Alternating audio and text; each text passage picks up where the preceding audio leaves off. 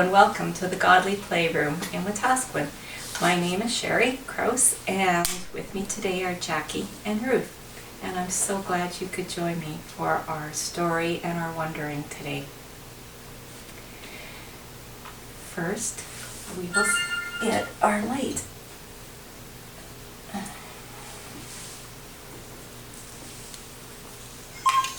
This is very important always, but today it's especially important. Once there was someone who said such amazing things and did such wonderful things that people would follow him. And one time when they were following him, they said, "Who are you?" And he said, "I am the light." And in that one place, and now I'm adding it to this light. Look at that. Lots of light.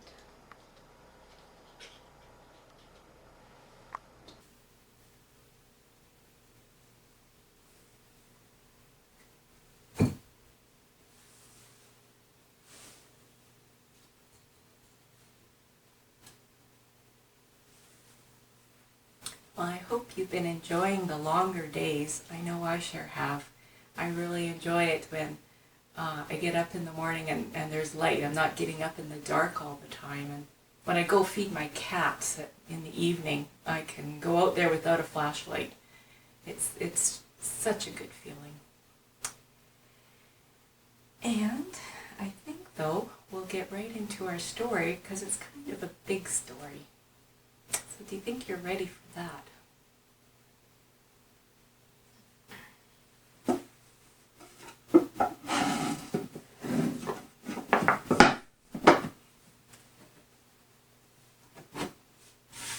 This is the greatest parable.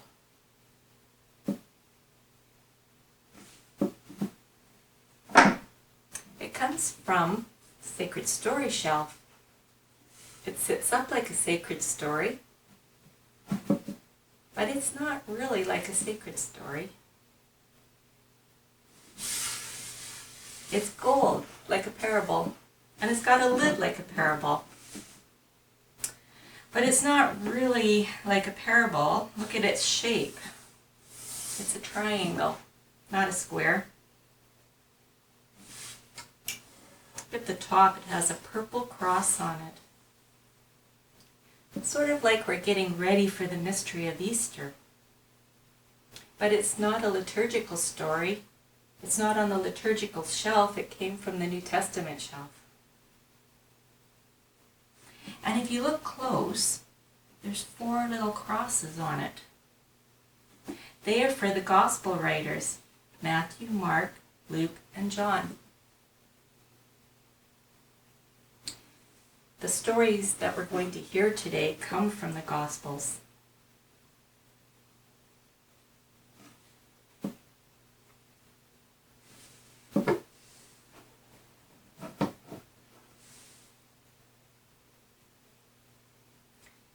This is the most curious box in this room.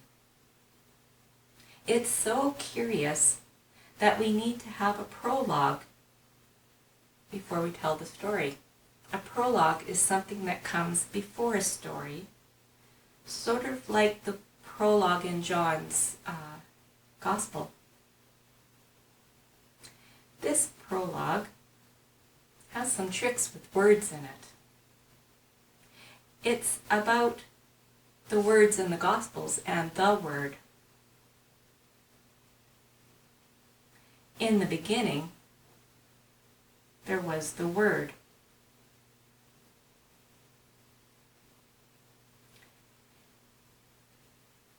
God spoke everything into being. But yet God was hard to find in creation. Do you see my words? No. Are they there? Yes. So God sent the Word, and the Word became a person. This was to help us learn how to be God's children by knowing a child of God. Now we'll hear more about that story if you're ready.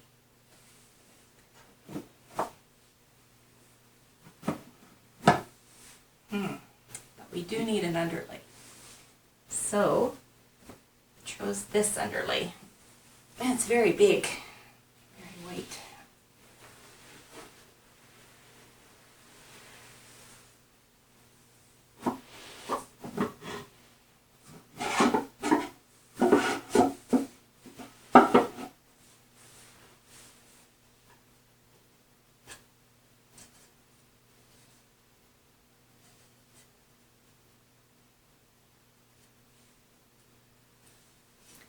This is the Mother Mary, and this is the angel Gabriel, full of light. The angel Gabriel is speaking to Mary. The word angel means messenger of God.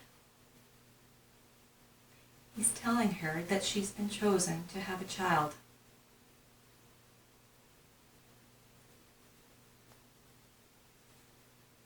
And in time, she had a child. That child grew into the man Jesus.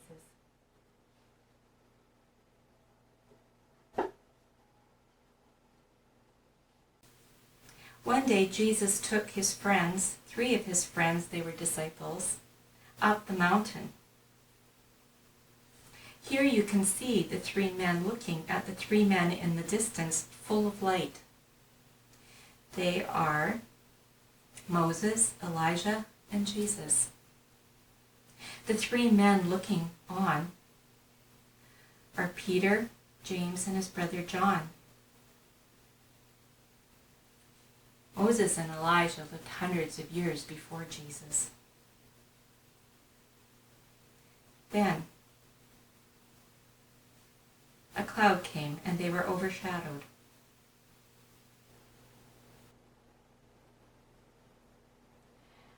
The disciples were so frightened they fell to the ground. But Jesus came to them and touched them and said, "Rise, don't be afraid." When they looked again, Moses and Elijah were gone, and there was just Jesus. And then they went down the mountain and started towards Jerusalem for the last time.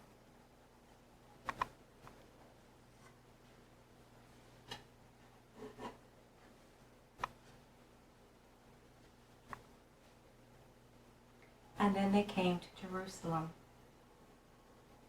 And on Good Friday, Jesus died on the cross, and he was placed within a rock tomb, and a large stone was rolled over like a locked door. On Holy Saturday, the darkness overshadowed him. And then, on Sunday, the first Easter, the women came and found the stone had been rolled away.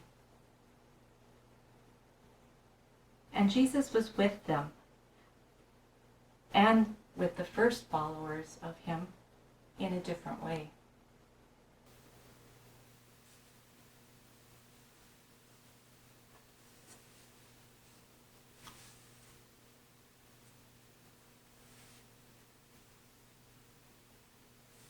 This is the Annunciation. The angel is announcing to Mary she will have a child. This is the Transfiguration. Jesus was transfigured. He was made different, although he looked the same. And this is the Resurrection. God came to Mary. God came to the disciples on the mountain. And God came to the women and the first followers, just as God comes to us.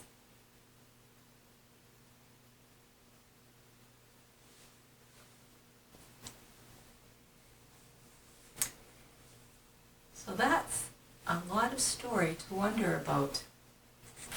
There's even more to this story. This is just the first part.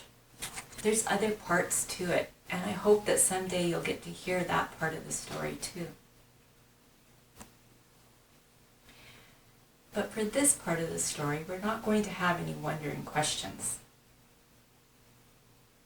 There's already a lot to wonder about. So I'm going to start to put the story away, and you can think about what you're going to do for your response time. The Annunciation.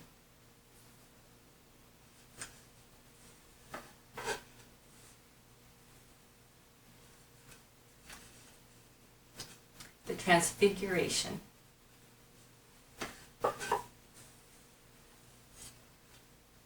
And the Resurrection.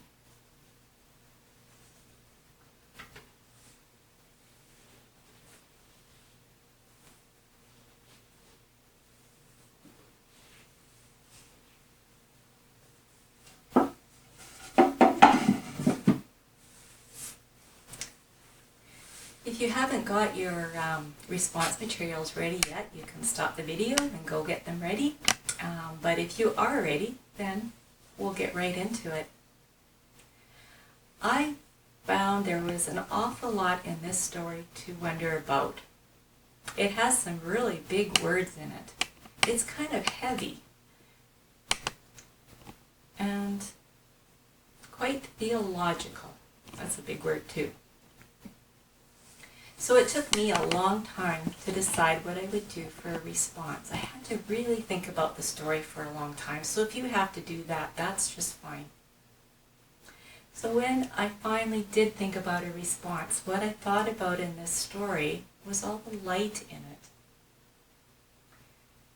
In the first one, with the Annunciation, there was light. The angel Gabriel was full of light. And there was the light of the birth of a new baby. And in the Transfiguration, the figures on the mountain were full of light. And I thought about the light of finding a place and a purpose. And then there was all the light in the last one, in the resurrection, because Jesus became the light of the world. So I decided I'm going to think about light.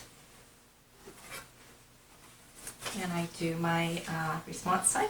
So I have some dark paper here because it's always easier to see the light when there's some dark too. So one of my favorite things that are made of light is the sun. I found a little puffball. Here's a little puffball. That's my sun. It even has little things coming off of it. It's just perfect. So there's the sun. So that's one kind of light, made of atoms fusing. It's quite fascinating. And what else do we see for light? Oh, in the nighttime we see stars.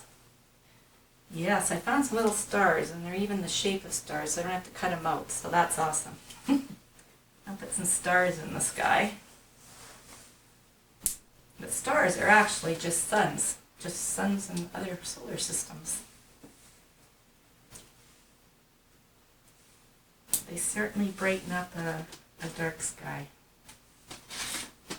Oh, here's a green one. I don't know if there's any green stars, but we're going to put some on. There's some stars. What else? I have lots of things. Oh yes.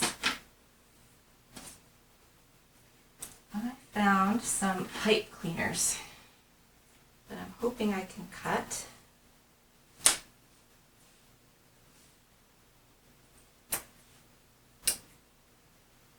That's good. So you know what these are? They're logs. Because I like campfires.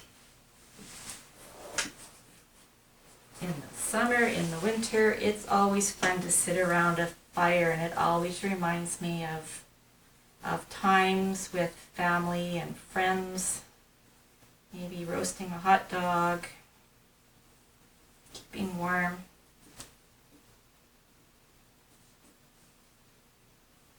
It makes such a nice light on a dark night.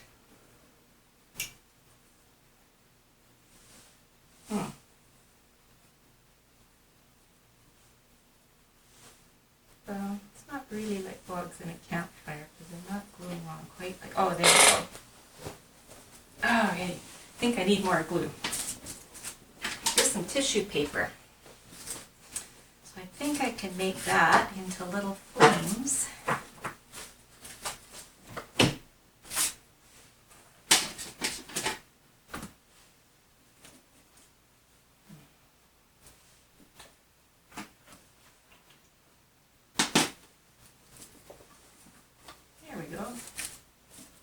It's just some yellow and orange and red tissue paper. Kind of look like a fire.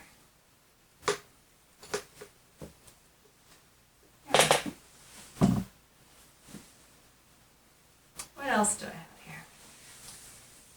Oh, you know what this kind of reminds me of is the creation story. The very first day, there was light.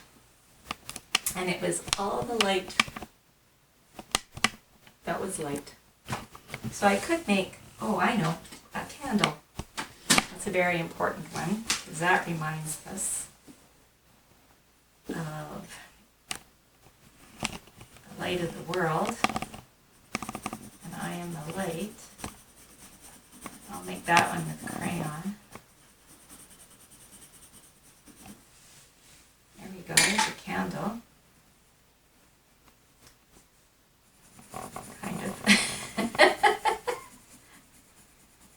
I'm better at gluing things on than I am of drawing. And I got some string here, colored string. Not all the colors. I could use a few more colors. But what also reminds me of light are rainbows, because a rainbow is actually light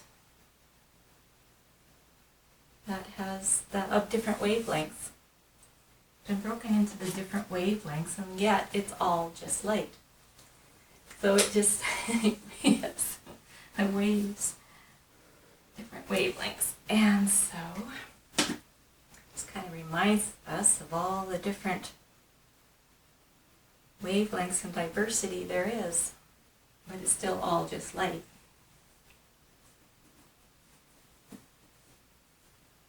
Well, that's a funny looking rainbow. That's okay. I need purple and red, but I'll find some later. And then I found this little sea creature, a foamy sea creature. There's some creatures that live so deep down in the ocean there is no light there, so they have to make their own light. It's called bioluminescence. So this little sea creature reminds me of the light way down deep in the ocean where it's really dark. I think that's enough. I guess I could have made light bulbs and my grow lights that I have on now for my plants that I've started. That's a wonderful kind of light. There's all kinds of light.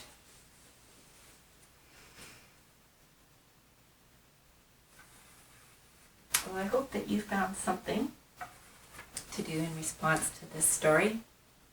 And pretty soon we're going to get ready for feast. So you can stop the video and find something for feast. Welcome back. I was just thinking about our story today and about response time, and it reminded me of a song that I really like. But I won't sing it for you because you wouldn't want to hear that. So I'll say the words. I am the light of the world. You people come and follow me. If you follow and love, you'll learn the mystery of what you were meant to do and be. Amen.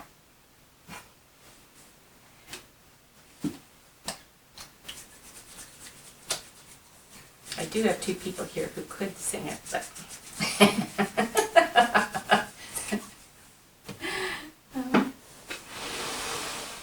I'm ready for my water.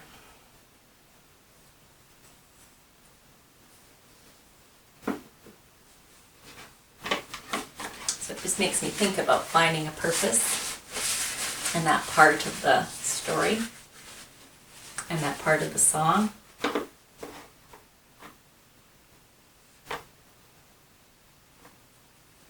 I think though that time really changes over time.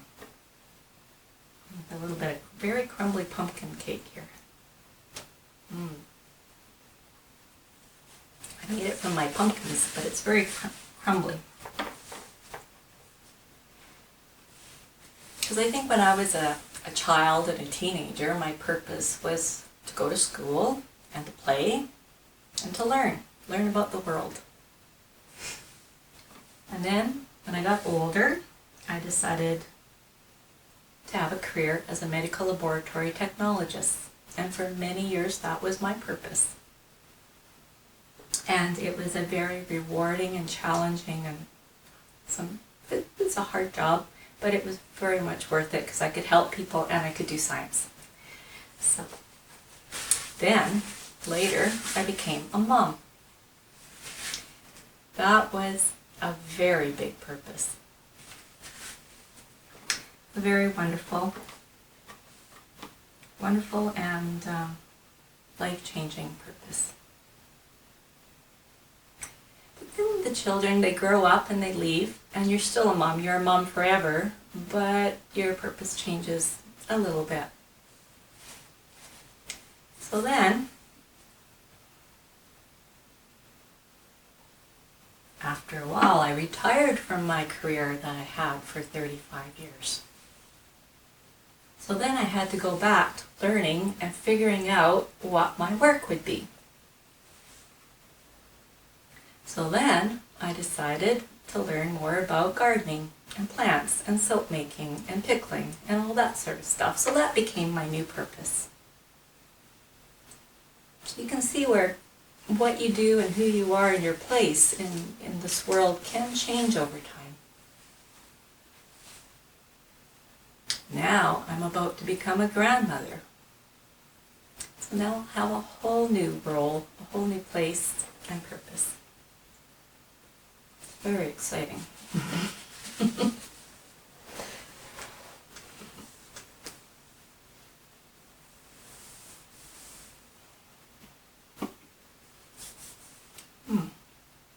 It's crumbly, but pretty good. I wonder if this week you'll think about some of that, what your work will be, what your purpose will be, and where you can find the light in that. But I think it's time to change our light.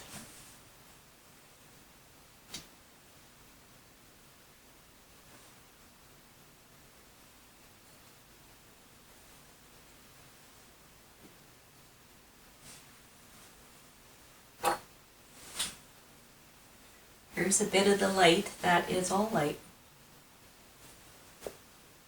Then I'll change it. Oh, it's sort of like words. Can't really see it, but it's there.